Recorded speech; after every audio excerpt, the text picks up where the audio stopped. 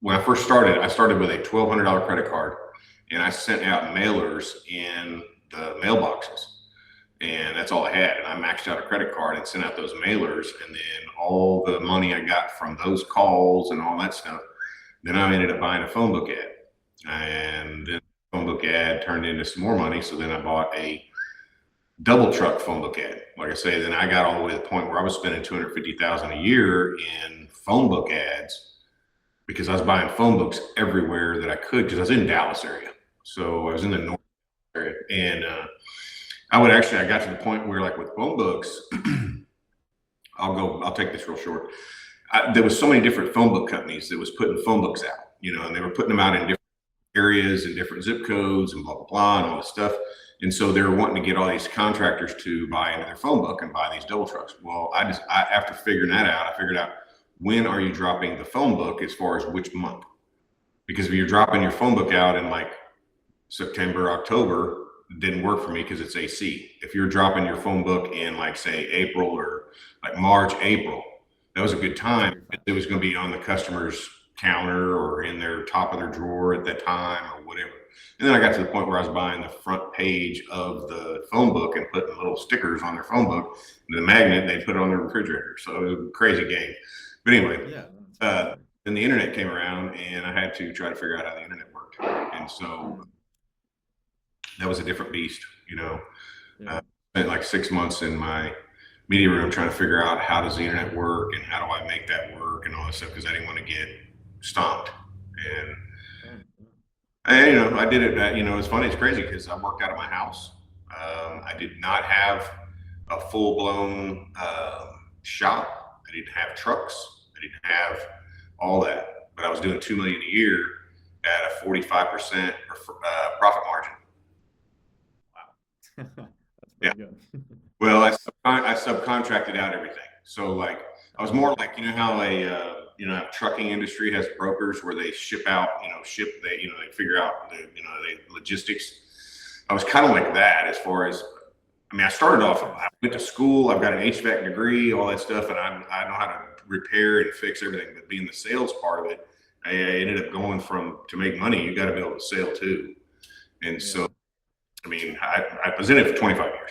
So from the 25 years, I learned a whole different spectrum of all the different things. As far as, like, one of the suppliers I work with, I started a dealer council because they were asking me questions as far as, what can we do for you as a supplier? And I said, well, what you can do is offer classes for our guys to be able to get trained, because I can't really afford to train my guys to work on your equipment, because you change it all the time. So all these updates you guys keep making, why don't you guys put classes on and start classes to where I can send these guys out there and they can learn all this stuff. And so then that started. And so a lot of suppliers down there ended up starting classes and opening up free classes, or some of them had to be paid for and stuff like that. Oh yeah, awesome. Yeah. All right, yeah. You can, like, introduce yourself, maybe your company, and, like, maybe what inspired you to get into the HVAC industry? Well, I'm Jason Sigmund. I owned AAA Air Service in McKinney, Texas for 25 years. I grew it to a very large, $2 million a year company, but it wasn't very large with, trucks and all that stuff. But I ended up selling it to private equity, because private equity was coming into Dallas. But I got into it. I started off as a painter, in union painter. And then I got, decided that, that wasn't a really good job. So I went to the sheet metal union in Kansas City and learned how to do, sheet metal. But I went to a trade school and learned how to do the repair first. But then I got into a sheet metal shop and learned how to do sheet metal. And that was in the Kansas City area. And that ended up being a deal where the union just wasn't a good fit, because it was just too much politics and all that stuff that I didn't want to deal with. And I was freshly married, and the girl that I was with and got married to was from Dallas. And so she asked me to check Dallas. So I checked Dallas, and I took a job there. And after working there for a little while, I saw that it was a non-union place, and it was a commission-based place. And I realized that all I had to do was get my license, and I could have my own place, because the way that these people were doing things was way different from my union days. And I realized, man, I could really do something different. So my business really grew off of being able to do things. It was really great to go into someone's house and realize how bad it was and all the things that I could do to fix it and make it right. And so over a period of time of word of mouth, people would say, my house has never been this way before. I've never had my house like this before. And so those kind of things really made it grow, is because of me being able to go in, see all the problems that how the house was done, and then fixing a few things and making it right.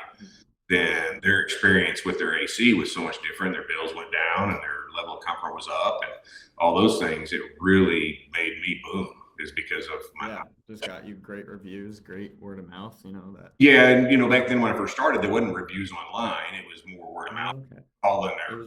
Because back when I started, there wasn't a review thing, and you weren't getting any stars on Google or none of that. It was all, calling your aunt and uncle and all that stuff, and family members, stuff like that, and giving people money towards, like, hey, if you give a referral to somebody, I'll give $50, $100 or whatever, and that's how you kind of grow your base back then. You said you recently moved, right? Are you starting a new HVAC company? What I'm starting now, because after selling my company to private equity, one of the guys that looked at buying my company, he had a company in Oklahoma City, and his company in Oklahoma City, he bought every single AC company between Oklahoma City and Tulsa. So if you were buying any kind of AC stuff between Oklahoma City and Tulsa, it was his company. Well, then somebody out of Corpus Christi came in, private equity, and bought him out for like $140 million. Oh my gosh. Well, then he decided he didn't buy my company, but he was one of the ones that was looking at buying my company, but he didn't. He called me a couple of years later and asked me some things, and I went down, and he started another company in South Oklahoma, and I did some consulting for him, and I did some work for him and helped him change that little company that he was trying to do the same thing with, but it didn't work. Because he went to South Oklahoma and he bought every billboard for 50 miles. Every billboard, he bought every billboard. And I mean, because he had crazy money, but that was an experience, doing that stuff. But like right now, what I'm doing is I've created a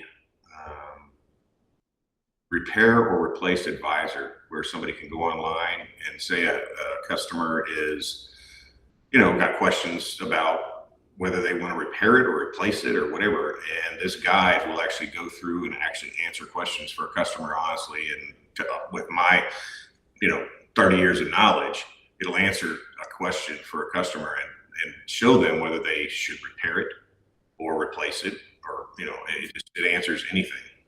And if they do want someone to come take a look at it, it will collect the information as far as, say, what's your name, email address, and somebody will get with you.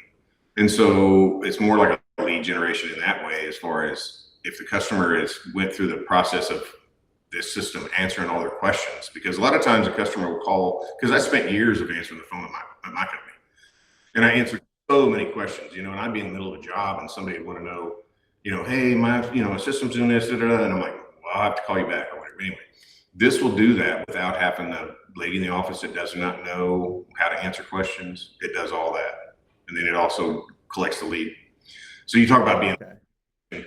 It will do that, as far as it will solidify the lead, as far as if a customer knows whether they're wanting to just replace it or if they just want to repair it. The lead will come over to the contractor saying, hey, Miss Jones over here is ready to repair her system, and this is all the things that we discussed, as far as it's leaking water or it's leaking Freon or whatever's done.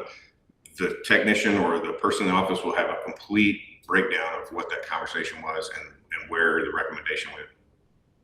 Okay, so are you giving that service? Are you selling it to HVAC companies, or are you using it for yourself and then you? Well, it's a combination of both, because I'm going nationwide with it, but I'm also offering it to contractors that if they would like to have it on their website for their customers and they can get the leads themselves, they can. But I'm also doing it nationwide, to where if, say, if I have a certain zip code of a contractor wants to have exclusivity to that zip code, they can and pay. So for that, but it's different because Angie pays, like if you do an Angie thing, they'll get to give you a lead, but they give it to like 10 other contractors. And then Yes.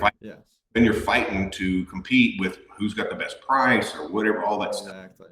I know. and all that stuff. And it's a joke, and the leads are not qualified. They're not, and they don't have anybody to know how to qualify it, because I went through that pain. I'd have to go through like with all those different ones. I could name them all, but I don't want to name them all, but I would have to go through and then contact them and say, look, you've given me these many leads. I've paid this amount of money, and this amount of leads are junk, and they didn't even turn out to anything. And then the customer wasn't even interested in what you sent, so you got to have somebody full time to decide whether these leads are even been qualified or not, because they're sending to you saying it's qualified, but then it's not. And then you got to fight to get your money back because you didn't spend all this money up front, and that's a racket that I couldn't stand. So you're not actively using your like app for yourself, like you're not getting leads for yourself and then like having like contracting a guy almost to go out there, or? I'm in the process of building it. Like right now, I mean, I'm in the stages of completing it as far as it's up and working system. I just haven't had any traffic because I haven't, as far as to get it across the nation, especially like across Google or anything like that, it takes a while for, anything to index or, get traffic. And then also for contractors to understand what it does, how many contractors would you have to contact, cold call, or get a hold of to say, hey, I got this thing, you need to try it, and they don't know, so getting that is hard. Would you rather be selling that app to like other companies, or would you rather build your own, like another HVAC business around it, where you have your own trucks and then you're like getting all those leads from? No, I would much rather. I mean, I ran a whole company for 25 years and sold it to private equity. Yeah. So my current deal today is to help other contractors avoid all that problem. And I mean, I've done a lot of, repairs. I mean, I answer phone calls, and if somebody say they got a problem with an AC, I can answer it over the phone, But as far as a whole another one, I already did that game. And a different day. I mean, you can see the color of my hair. It used to be dark before I started my HVAC. Oh man, that's good. So back when you had your HVAC company, were there any times that like you kind of look back and you kind of laugh at yourself almost, like, how did I make that mistake or something like that? Well, yeah. I mean, as far as and I think the largest mistakes that I made in the whole industry was trying advertising and things like that. That is more like a gamble instead of having a solid no, because there's just no in marketing or advertising. You just don't know until you try it. But then you could waste some money, because I lost quite a bit, especially with somebody who would just say, oh, I can do this, I can do that, and then it not work and lost money. And then what do? I mean, you just go to the next. That was. But as far as like in the, I was pretty fortunate. I ran a pretty tight HVAC machine. Awesome. Really did. As far as like having technicians that don't know what they're doing, and then varnishing your name with customers or things like that, those are bad things. As far as you don't know, because somebody comes in, you hire them, and you think that they're all right, and then they're not. And especially like when online came and reviews came, and people could report to things, this and that, and then you got this technician out here that did something that, you get some sort of bad review online because some technician was out there and you didn't have any control over some of that. Those were hard, Do you have any like, sorry, do you No, have go any like almost like secrets that you have, that how you ran your business and how you grew like pretty quickly? I don't really have any secrets, and I think that mine was successful There's a saying out there: the number one startup and fail business is restaurant. Number startup and fail business is HVAC. Oh, Yeah. So, but anyway, as far as the success that I had was just keeping the overhead low and using, like, I was fortunate that being in Texas, you could use contractors and you didn't have to have employees. You didn't have to have all this stuff. I mean, you did have to have all your licensing on your trucks and marketing and stuff like that. But, all my guys that I had were all in their own trucks. They were all their own independent contractors. And so my overhead was very low and that kept my profit margin high. Like I said, yeah. like a broker. I didn't have all the overhead of a shop and all the trucks and the insurance and all those things. I didn't have that, but I kept it really, really. When it came to reviews, I was 5 star and Mhm. all that. Yeah, that's definitely different than the people I've talked to. Mm. I haven't heard of anybody contracting instead of having employees.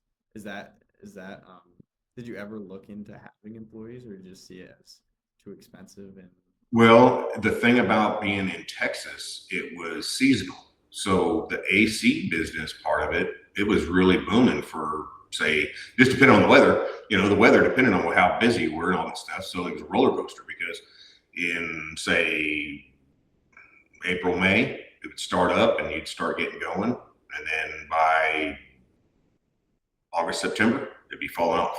So you'd have 3, 4, 5 months there of just dead. And so if you got a bunch of employees, trucks, and insurance, and all this overhead that's going on for 5 months with nothing coming in, a lot of guys are having to try to get preventative maintenance things where they're keeping the guys out there checking things. And then they got to get to the point where these guys are having to go out there and try to sell things on things that aren't even needed. And so because Mhm. racket on that, because Yeah. you got to keep those trucks paying. And so then it becomes a machine of you got to have meetings where you come in and there's sales reports and everybody's having to be on this and that. I mean, it becomes a beast. So the part of being just a contractor only, my guys were getting paid really well for those months that they were working. And I would tell them, say, look, just like harvest, like I'm a farmer. I mean, you're going to harvest right now, stack your stuff up and don't act like you're rich.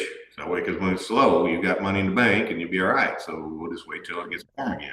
So that was just, I had to groom the guys that I had to be conditioned to that type of situation because the guys that were conditioned for it, they would fail. Did you and the guys that you were contracting, did you guys just do not nothing during the off months, but did you have any work, or there's just a lot of Oh, I mean, shoot, we'd go to Houston and hunt, and a lot of, Yeah, yeah, that's that's things awesome. we do, yeah, yeah.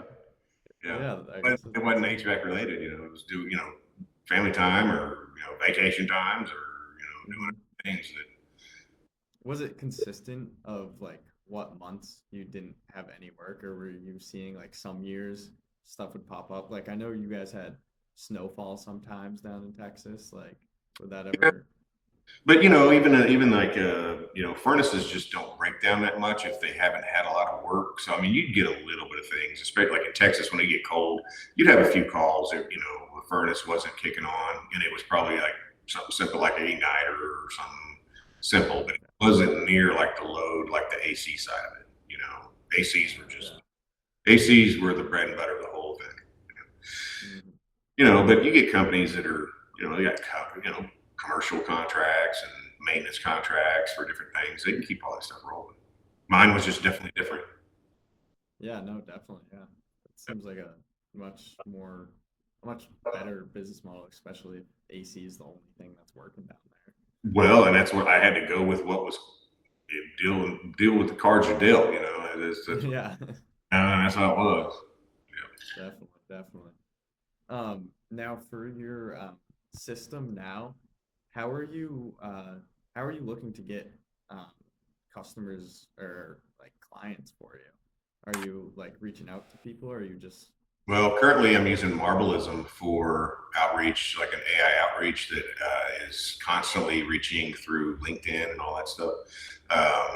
I'm also using Zeely for um, creative marketing ads that go through like TikTok, Mhm. Facebook, and Yeah.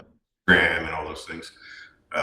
So I just started that last couple of weeks as far as trying to get it Okay. traction, and then I've built a website that I'm actually using AI to build the website for authority. That AI is attractive to all the keywords. Yeah. Um, what's your plan to like try and like get people to integrate this into their business? Because I know there's a lot of HVAC guys out there who uh, they're like old school, you know. They like word of mouth. They like simple things that they know how it works. And yeah, what's your approach to that? That's difficult. I don't know. It's difficult. I'm trying. Yeah, I mean, some people don't want it, some people do. It's like that. Hmm. Yeah, yeah, yeah. Yeah, have you ever, I mean, what I do is all Facebook stuff. I do Facebook ads, and I know if you're doing that stuff, you have to target the right audience. Like, if somebody who's not in the HVAC industry seeing your ad and you're paying for them to see it, then it doesn't help at all, and it's just wasting money. Yeah, I'm not really doing any kind of paid Facebook ads right now. Okay, it's just the Zealy. Does that post stuff on, or is it just posting on pages that you have? Um,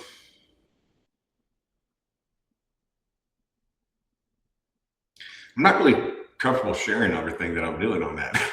Oh, no, it's totally fine. Yeah, yeah, yeah. As like, it's one of the things as far as like, I know that I would like for people to know what I have, but I haven't. It's fix or repair HVAC.com. You should check it out. All right, awesome, awesome.